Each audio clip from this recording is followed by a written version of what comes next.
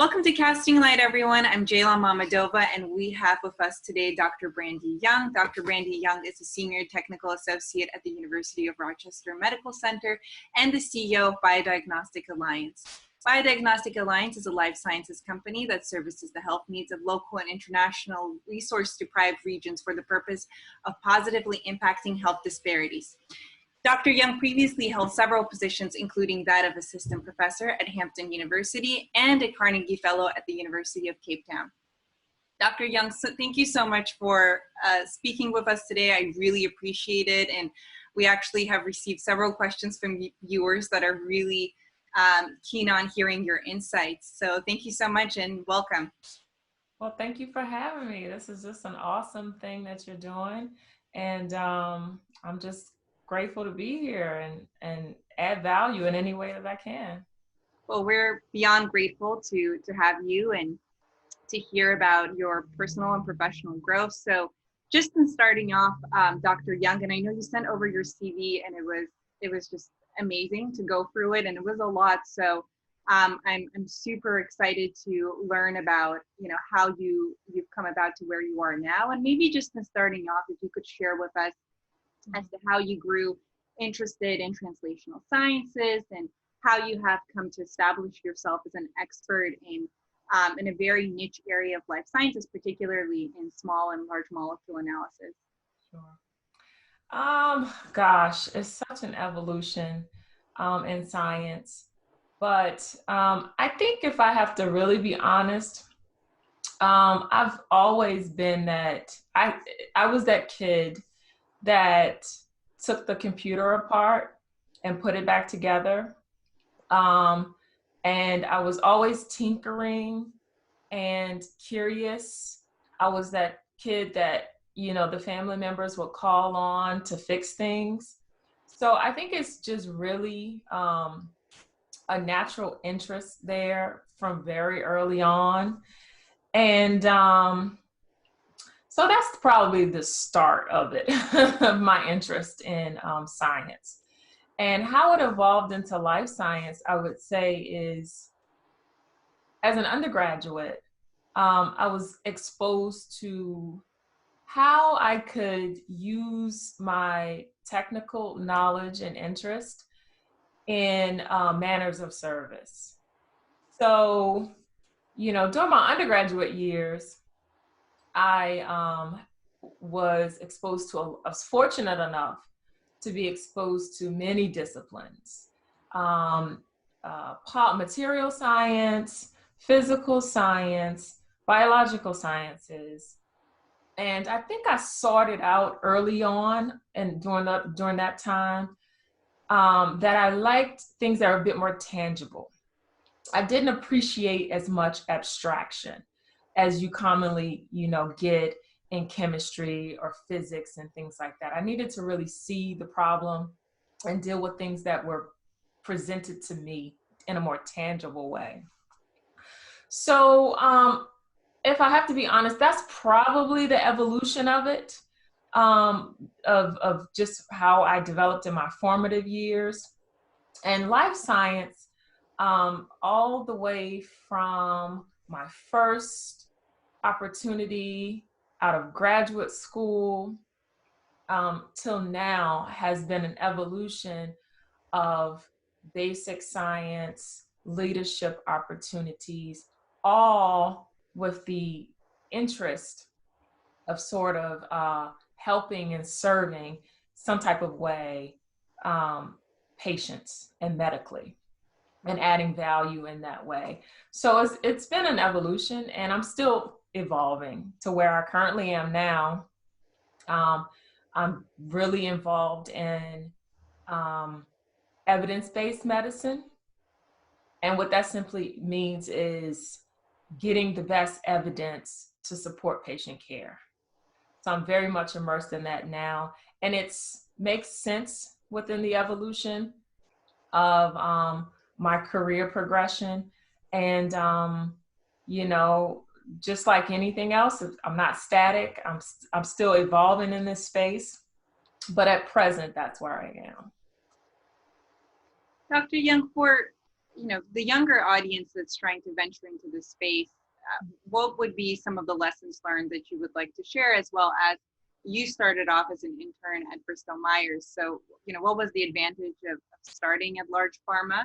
And do you think that's a key advantage in today's landscape as well, to be starting at a multinational corporation like BMS and the likes? I would say for younger folks, just to continue to learn as much as you possibly can early on. My first professional position outside of undergraduate was actually at Wyeth Consumer Healthcare. And I had an opportunity to work as an entry-level technician. And what that did for me was, at a very cursory level, it exposed me to how laboratory operations functioned at a big company, at a big pharmaceutical company. And at a very cursory level, I was exposed to quality assurance and quality control. And quality assurance with respect to trace handling, managing samples, managing data, just tracking the sample from the time it got into the lab until the time it left. And with respect to quality control, really getting into the details and the nitty-gritty of, is this result what we say this result is? So I got exposed to that at a very, early stage and at a very cursory level, just to really understand like how this whole business works. And in doing that, I just kept hearing this chatter about mass spectrometry. Mass spectrometry, that's the technology of the future. Brandy, if you want to study and go beyond, your undergraduate studies, pursue mass spectrometry. And like that, I was like, all right, that's what I'm going to do. So I started a graduate program at Purdue University. And interestingly, I did not know that Purdue was such a well-known school for mass spec. But I went there with the intention, and it just so happened to happen this way, I went there with the intention to really study mass spectrometry. And while I was there, I was exposed to some of the giants in mass spec. And I had an opportunity to work with them directly. So while I was working on my doctorate, very much immersed in mass spectrometry research, I did my summers in New Jersey at Bristol Myers Squibb. And that was my second introduction to the pharmaceutical industry. So I was working with former lab members from my graduate group. So they brought me into BMS. And at this point in my development, I was sort of hands off with the production work and the work of BMS. And I came at it from a very much a research and development perspective. So as much as I loved my experiences in big pharma, I really learned quickly that we were beholden to the regulators. Like, it was impressed upon me very early that, we have to manage the federal and state guidance. We have to, dot our I's and cross our T's. And that is very important. And there was always a large level of anxiety, in some respects, and stress around getting that done correctly. And because I like to tinker, because I like to be creative, I didn't appreciate that as much. And I like pharma, but I didn't like those restrictions.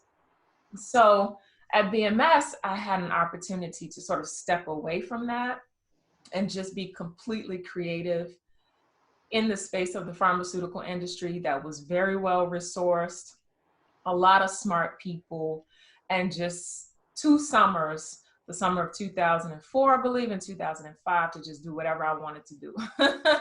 And that really helped me along in my graduate program. So after that experience with Wyeth and with BMS, I took from that I really like being creative and doing science. I don't like the restrictions, the regulatory restrictions and the box that I have to work in. And I don't really like big companies. So I had my mind set on trying something in a smaller company, still doing pharmaceutical-based research, but being more connected to the problem and to the need. So what I would say to younger people is that I would just say be intentional. Be very intentional about how you want to design your life. Approach it like you almost would a science problem or a research project. Dispel dysfunctional beliefs, those beliefs that sort of hold you back, and just reframe them. We all have them. They're all there. They're always there. And have fun. Have fun in the process. Learn as much as you can. We do this type of work because we're interested, we're curious, we're inquisitive, but just continue to learn. And when you're intentional about designing your life, internalize it and identify those things that you do naturally, that are naturally fun, that are easy, that give you flow, and see how you can use those things that your natural heartbeat is, and develop that into a career. Figure out how you can make that work for you in science. There is a way. I think that we all can do that. And I love a good self-help book and things that people say, nice quotes. But I really appreciate step-by-step things, things that are well thought out, and things that, step one, do this, step two, do this. And I can ideate and figure out what works best for me. I would say young people should do that a lot more. Be intentional, have fun, keep learning, and ideate. Just try things until you figure out what works. Dr. Young, I have a friend, she works at MSK, and she also noted that she feels potentially very restrictive should she go and work at a large company, and there is that freedom in terms of exploring and understanding her research interests better in an academic or in a research setting at MSK. So I'm wondering if you think starting off at a small company, or whether that's an important consideration for, again, the younger professional audience thinking about beginning their careers here. And also with that, you mentioned when you were starting off, everyone was saying mass spectrometry is the hot area to focus on. That's the technology of the future. In terms of areas of focus, are there similar technologies when we think about from the standpoint of today that you would say would be good areas to start looking into and potentially focus on from an academic standpoint? So the first part of your question, I think whether you go big industry or you start with a small company, you can find your way, either way. And I think if you are clear about what it is that you need and that you want, it's easier to identify, those things in either place. The big company would certainly afford you more opportunities for that. With a smaller company, what I found is that, and mostly any company, when you're starting out, there's some things you just have to check off boxes and get to a certain place. And that tends to be the driving force. So once I left, once I graduated and I had those two experiences at Bristol Myers Squibb, I went to a smaller company. The company was Amicus Therapeutics in New Jersey. And the company was maybe about 100 or so employees at the time when I started. And it gave me an opportunity to really have a leadership role. So in this particular role, the company needed a mass spec lab. And I was charged with setting up the mass spec lab and servicing our internal clients, which were our pharmacists, our chemists, the biologists, and providing preclinical quantitative data. So it was the type of problem I like, because I like big problems and I like to put pieces into place. You know, I like to take things apart and put them back together.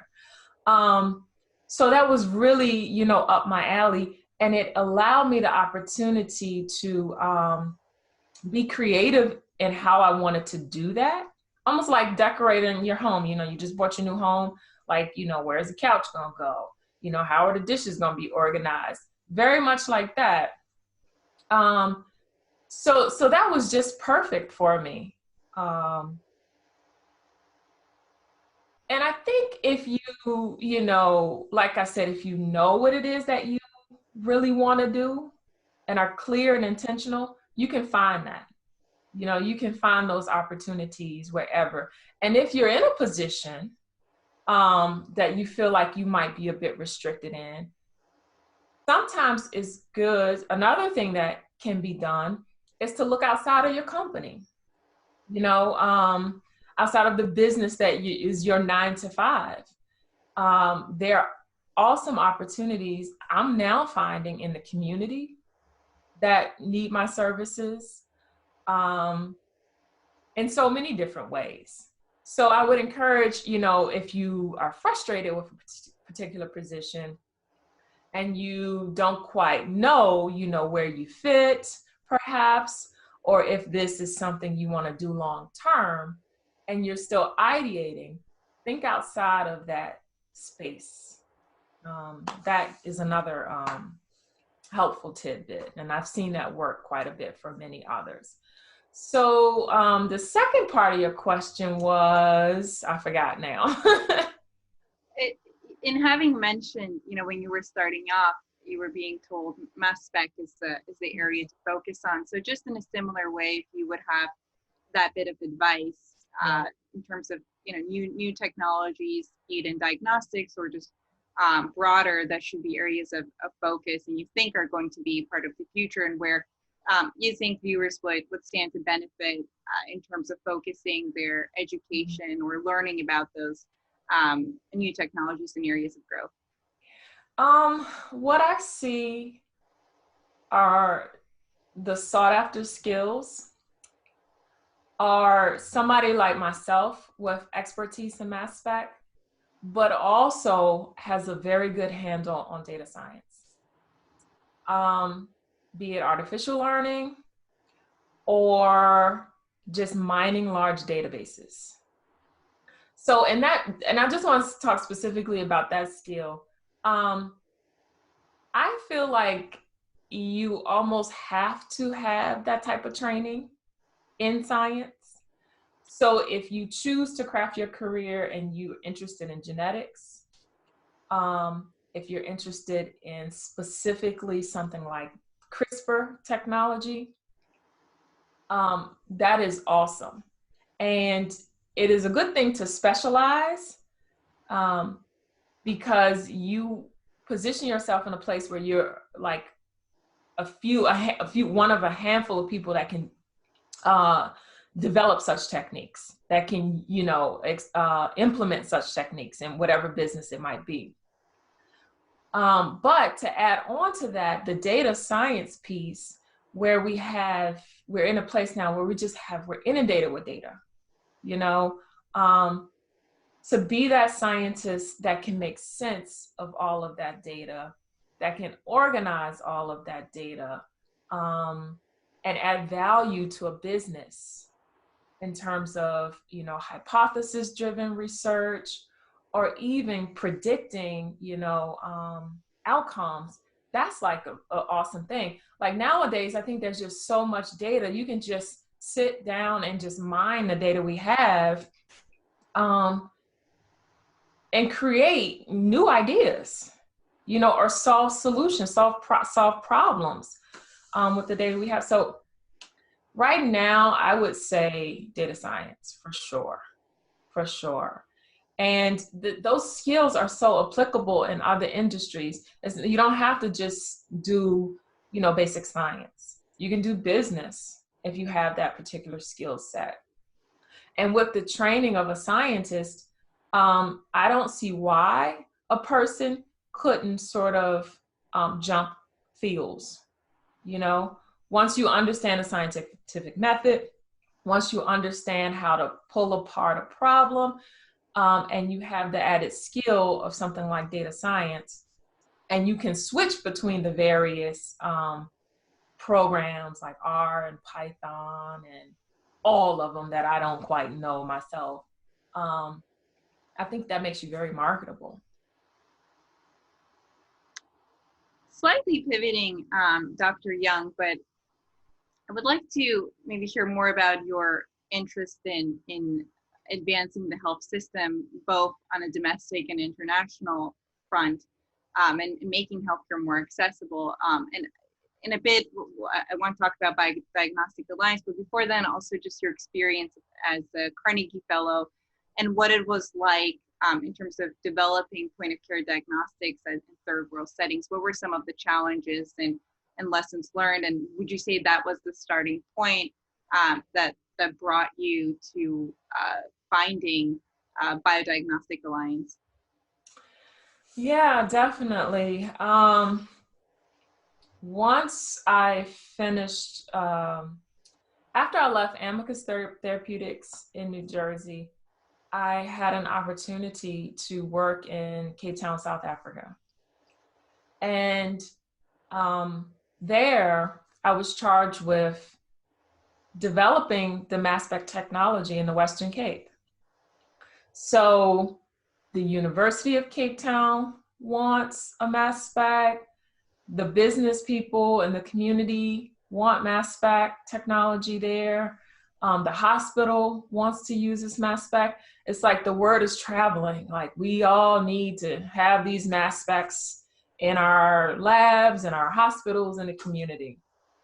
And luckily enough, I found an opportunity to sort of develop, that expertise and focus on infectious disease in the Western Cape. So it was really marrying, my expertise with this health problem. And that's like definitely up my alley. And also an opportunity to satisfy my wanderlust spirit and travel to Cape Town, which was, a wonderful thing in itself. So, being in South Africa, the way science problems are talked about compared to how we talk about them in the US is different. At the heart of the problem, every, table I sat at, it was always, a very tangible problem, so patient care was really at the forefront. And I think that was my first introduction to patient diagnosis. Before it was, small molecule therapeutics,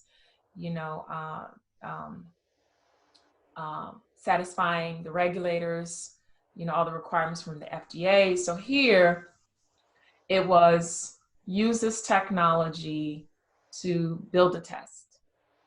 And we would like to have a point of care diagnostic test, think about home pregnancy test, and make it affordable. So make it accurate, make it affordable, and we want to disseminate it to everyone so that we can deal with this. For this particular problem was this TB problem, tuberculosis problem. And it ended up being, I got funded to do this work through the Carnegie Fellowship. And it was, again, another opportunity to, for 4 years, create the laboratory infrastructure within the University of Cape Town, and to focus solely on how we could solve this problem. And I had an opportunity to work with physicians.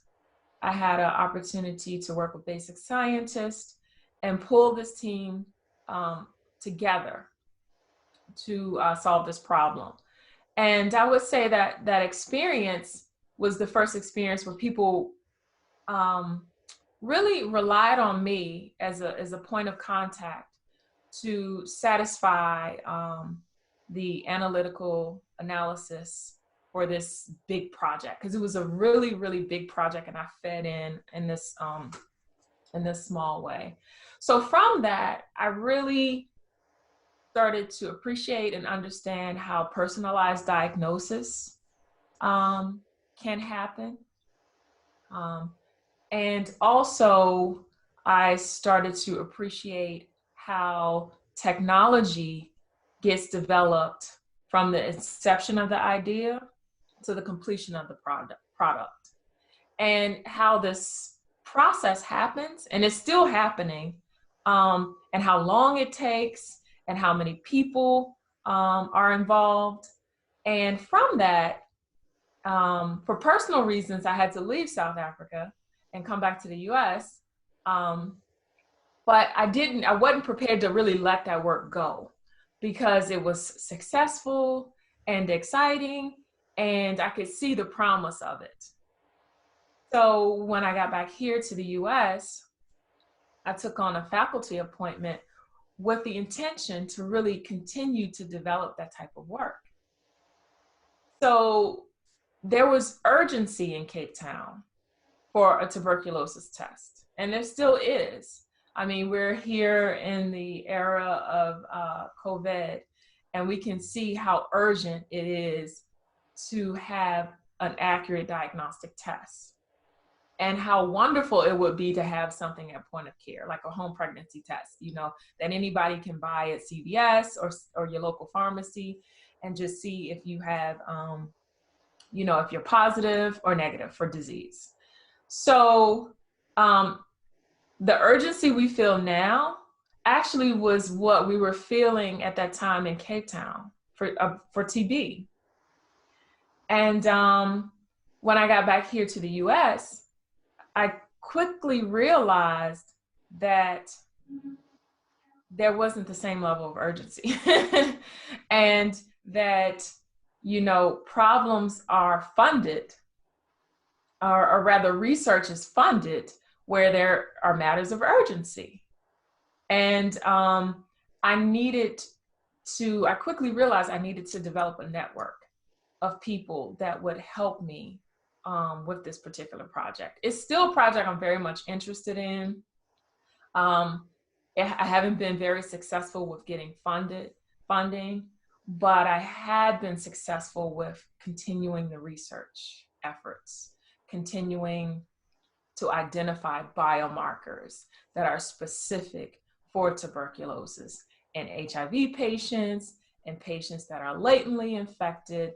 And I still, from time to time, work with my old colleagues in Cape Town to further the studies. So BioDiagnostic Alliance was born out of that work. And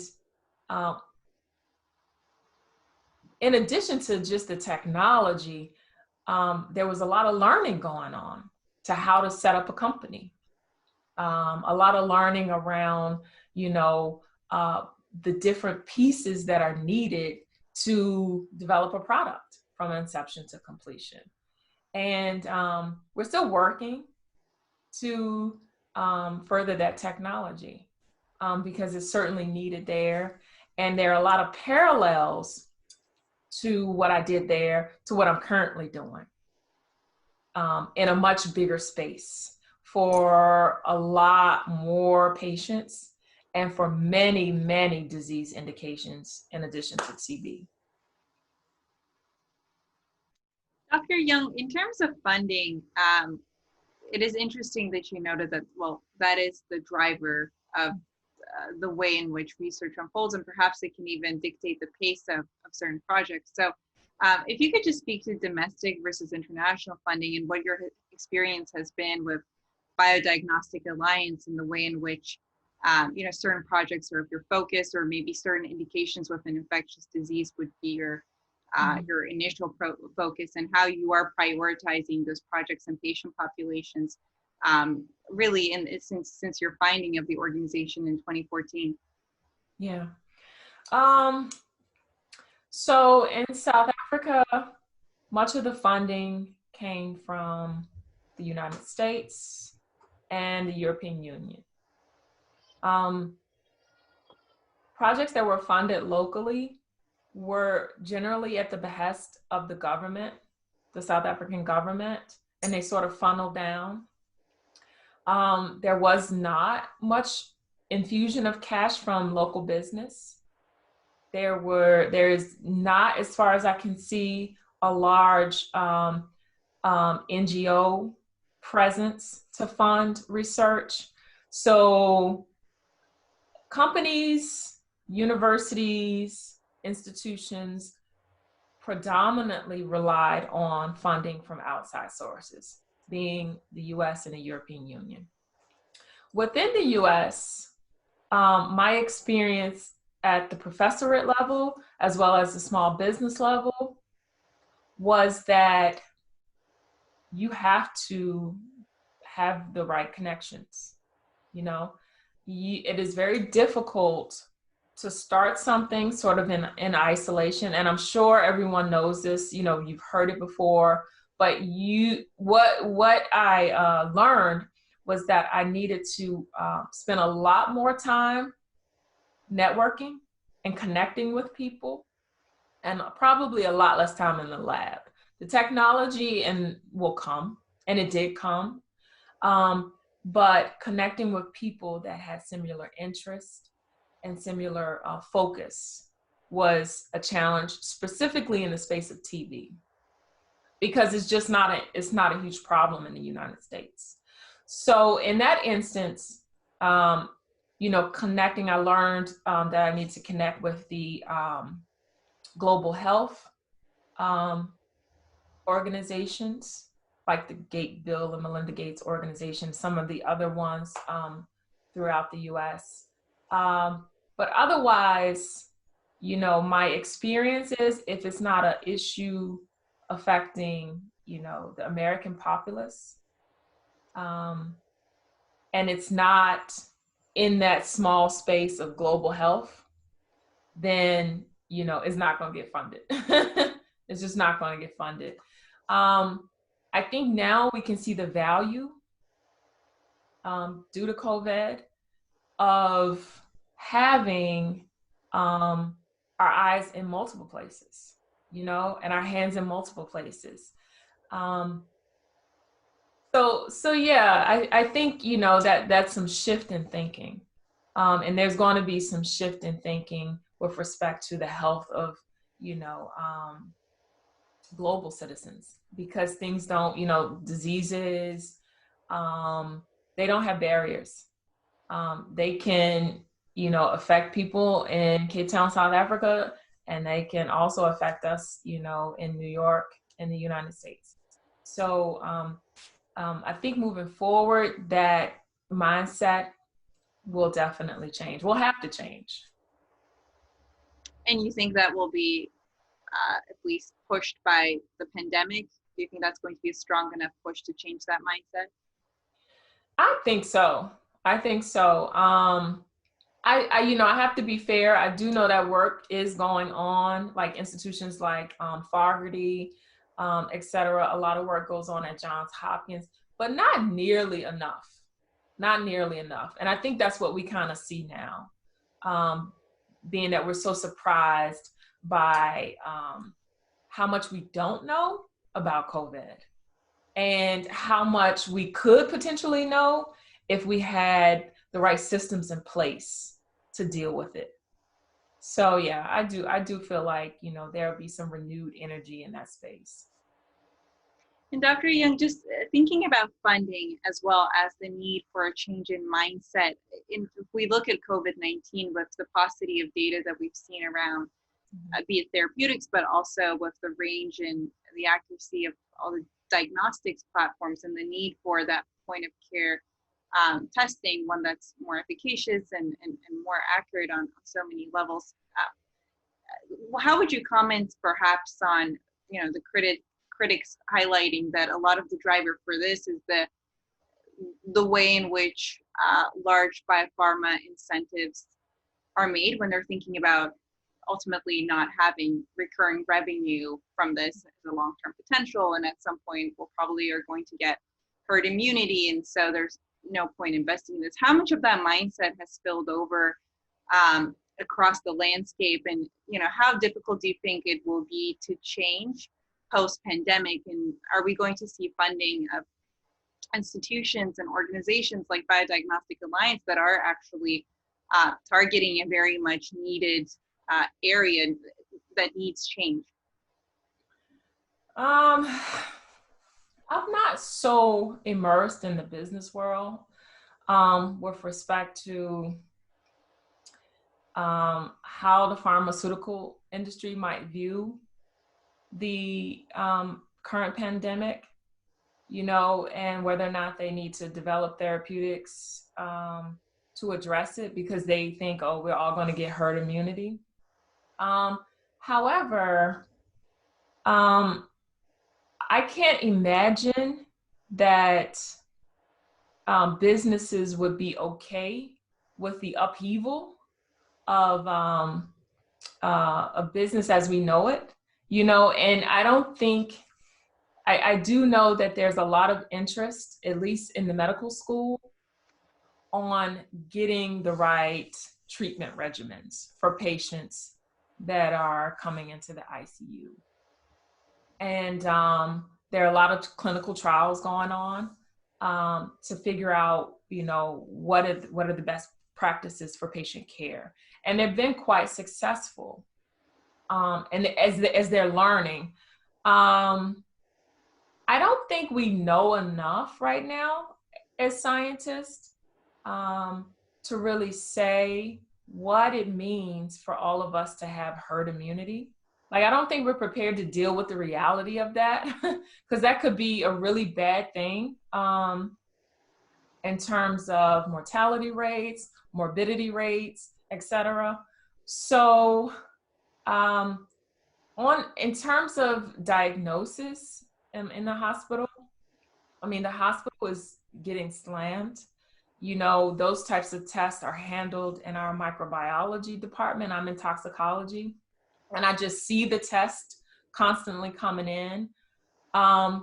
If we're going to try to get back to business as usual, we're going to have rigorous testing, hands down. And I don't think we need to have one particular type of test.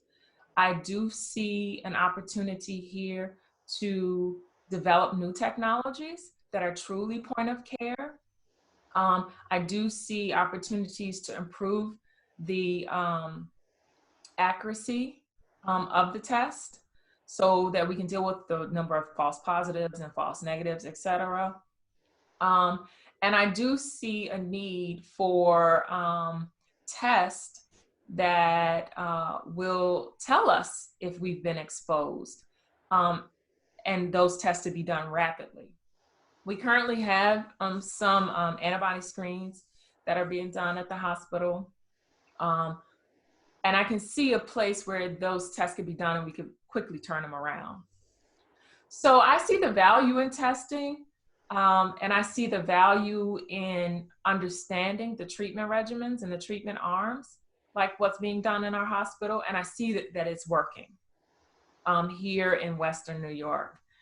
And I can see how what we're doing informs the policies that are coming out at the hospital level and also then at our local county and state level. So I can't imagine that Big Pharma wouldn't want to capitalize in some way on that. But I'm not really sure, to answer your question, about what the sentiment is, because I'm not as immersed in that industry. But I can see all the opportunity that might exist for personalized diagnosis, personalized treatment. Dr. Young, going back to BioDiagnostic Alliance, if you could share with us what the process was of finding a company of your own, what were the challenges in setting it up? I know you mentioned networking and how that has really been a big part of this all, even more perhaps than the technology. But if you could just talk to us what the challenges had been in finding it and setting it up and getting it going, and how that process has evolved, as well as what your plans are in terms of focus, both locally and internationally, perhaps post-pandemic, once we enter a period of normalization. Yes. So with this, BDA was born out of a single research project. And what we did in Cape Town was we collected urine samples from patients that came into the clinic, and we stratified them. We stratified them based on having TB, active tuberculosis disease, latent forms of disease, and no tuberculosis. And we further stratified them based on whether or not they had HIV or no HIV. In Cape Town, the HIV sort of confounded the disease. It made it easier, obviously, for persons that were infected to develop tuberculosis. And when they had it, they presented a certain way. And we had an opportunity to get specimens from a range of people, down from pediatric patients to adults. And that was something I quickly identified as almost like a gold mine to have, samples like that. And I know that I had an advantage, over others that were interested in developing similar technologies. So with that, I was able to create a database of potential biomarkers. And the idea was to use those biomarkers and feed them into a diagnostic test. That could be an ELISA test, that could be a home pregnancy type of test. It could be a direct identification on the mass spec. So what we did to begin was we developed intellectual property around those particular biomarkers at the University of Cape Town.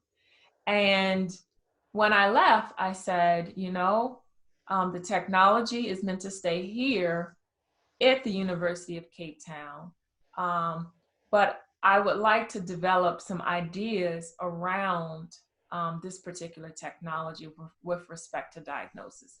And the thing is, I was thinking, well, if I can figure that out, then I can use this particular process and platform for really any disease indication that's global health specific or minority health disparities specific, which is also another space that I'm very interested in developing technology for. So that really was the challenge, like just building that piece out, the technology out first. Secondary to that has been just getting the right people in place to support the development of the business. Somebody to help market the business, somebody to help identify funding sources for the business, which had been me primarily as an assistant professor. somebody to continue the work and just kind of pull all of those pieces together. So like I said, that's still very much ongoing. There's still no point of care diagnostic tests for TB. There have been tests that have been sold commercially and that are used clinically, but there will always be, just like there's always a need to improve, diabetes tests or a prostate cancer test or a THC test. There's always a need to keep reinventing because it's very difficult to have like a silver bullet when it comes to diagnosis. So I say that to say we're still developing, identifying biomarkers. What we identified that we were good at was just identifying the biomarker. Like, it was hard. That learning that technology is a steep learning curve. And identifying the biomarkers is step one. So once we identify them, then we can push that information out to somebody that's good at developing the test. So that's kind of where we are now. We're still in the process of identifying based on resources that are, freely available, data sets that are freely available, mining big data sets. That's why I would say it's really good to have that data science experience because a lot of the data is already out there. It's just a matter of like finding the needle in the haystack. And that's where we are. So that has been a challenge. It's just getting the equipment in the lab to further validate those findings, which is something that's sort of ongoing, and funding. Has there been any pause to your work or to your projects with the pandemic? With respect to what's happening at BDA, no, because we can use the resources that are freely available. Outside of just really getting the money to pursue those projects further and validate some of those findings, not much of a pause. And BDA is very much still in its early stages. But it's something that I've continued to pursue throughout. Dr. Young, thank you so much. And just lastly, I want to ask you for those that are looking to pursue entrepreneurial efforts, particularly in this time in life sciences, what would be your last bits of advice? I would say just keep hitting at it. Don't stop. There are always going to be things that are going to block your interest, or not your interest, your progress. So, just keep hitting at it. Keep the idea in the back of your head. With time, things show themselves differently. And opportunities present themselves in places that are just so unlikely. So my advice is just to stay resilient and to keep trying. Thank you so much for this, Dr. Young. It was a pleasure speaking to you, and viewers, I'm sure you enjoyed it as well. Please send over any questions you have. Potentially, Dr. Young is also free. Maybe we could do another live session, but thank you so much, Dr. Young. Really appreciate you joining me in this episode of Casting Light. Well, thank you so much, Jalen. I'm happy to be here, and I'm very excited about what you're doing, and I look forward to all of the interviews that you're going to have. I look forward to learning what your guests have to say, and thank you for calling me. I really appreciate it. So I love to come back anytime. No, thank you. I really appreciate it.